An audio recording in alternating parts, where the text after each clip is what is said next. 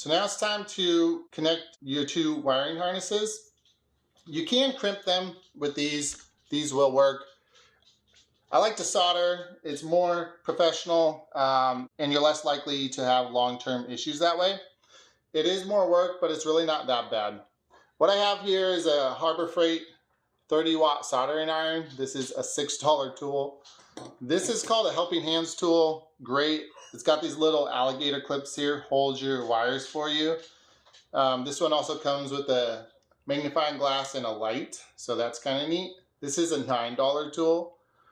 And then I got an accessory kit here. This is to clean the tip of your soldering iron so the flux will kind of build up on there, right? So you stab this and that'll get most of it off. And then this sponge, kind of the same thing, you just wipe it like that. So that's to clean your iron. And then you probably want to use flux. You don't 100% have to, but it is a good idea. You don't want to use a water-soluble flux like this. This is for pipe fitting. What you want to use is a rosin flux like this. What I'm using here is a rosin core solder. And then the other item I have, so once you clean your tip here, this is a tip tinner. This is what you do right before you solder. So you have a clean tip, you kind of roll it in here and coat this, and then you'll be ready to solder. Also, you're gonna want heat shrink tubing. You can just wrap it in electrical tape, but I like to use heat shrink tubing. It's much more neat, seals it really well.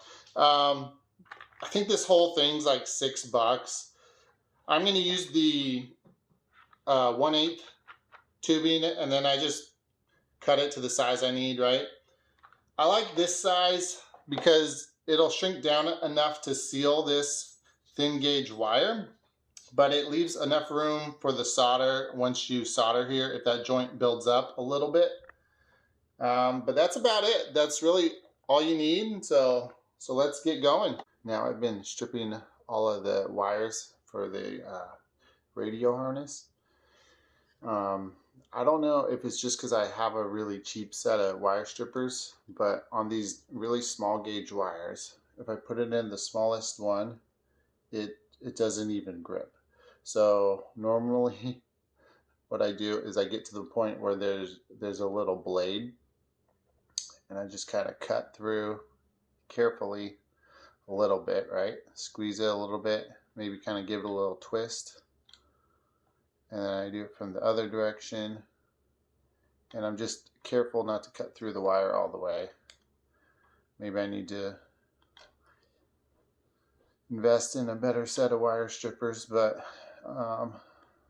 not an issue on the larger gauge wires, just the small ones. And then I normally just kind of give them a little twist so they're all ready. There you go. Normally I go for about probably 1/2 inch. So what I like to do, get your two wires together. I like to kind of twist them a little bit so they don't fray out. Some people like them to fray and then they kind of push them together and then they twist them.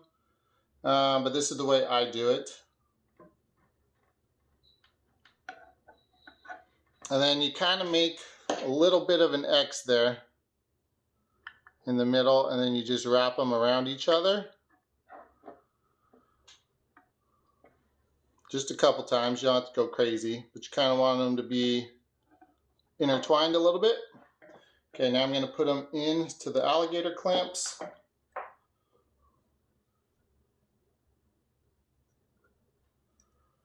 Be careful not to touch that tip sitting over there. That thing's hot.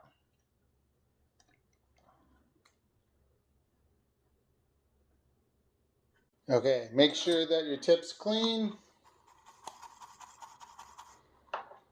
Wipe it on the sponge.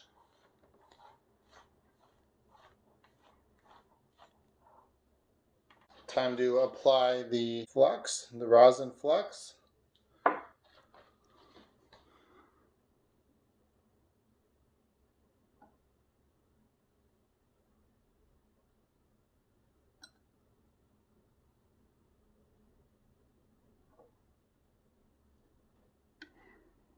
Okay.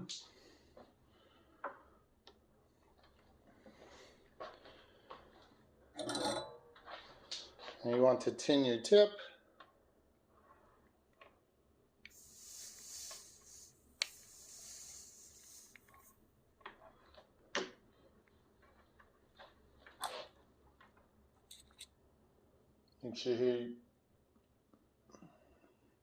Make sure you have enough solder, because once it starts flowing, it goes fast. So you're going to touch the solder tip to the back side. You don't want to touch the solder to the tip of the soldering iron. You want to heat up the wires with the soldering iron, and then the solder will flow through the joint. So that's what we're going to try to do here. It will smoke a little bit. There it goes. Started flowing a little bit.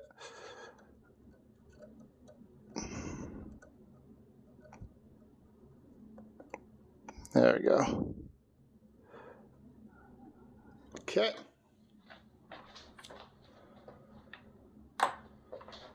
Clean the tip off again.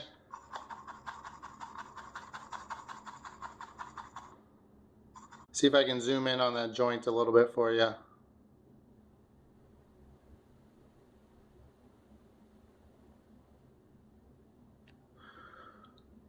Not too bad.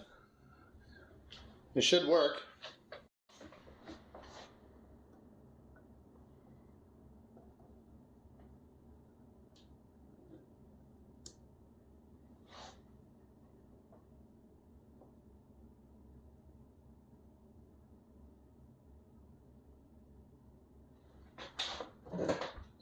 Then you take your heat gun, make sure it's centered on that joint, right? Get it from different angles. It'll start shrinking up.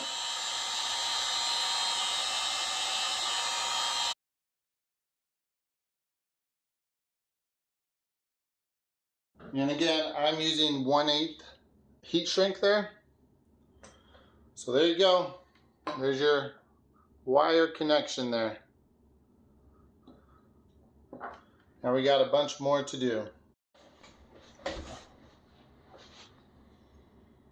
All right, let's clean our iron.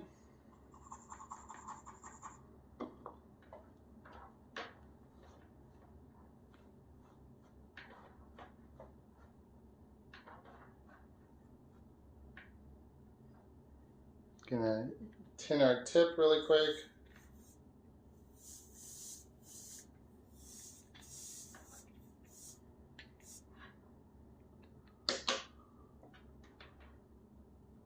And don't forget the flux.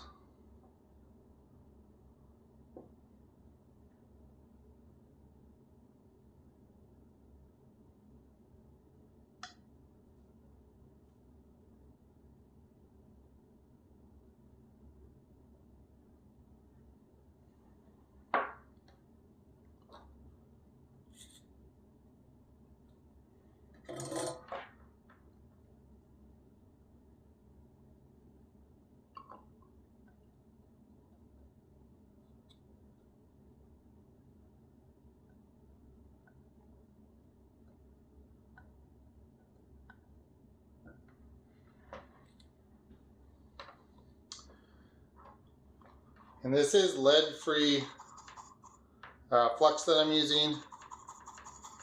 So it shouldn't be toxic, but the smoke is kind of annoying.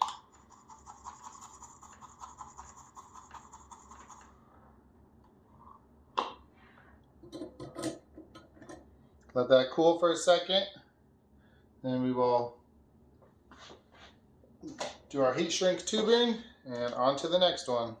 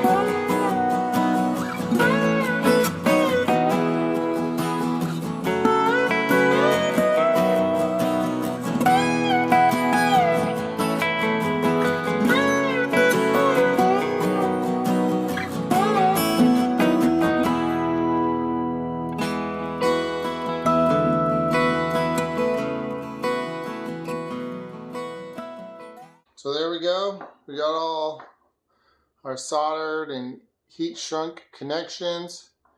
So the wires I'm not going to use, just go ahead and cut those off.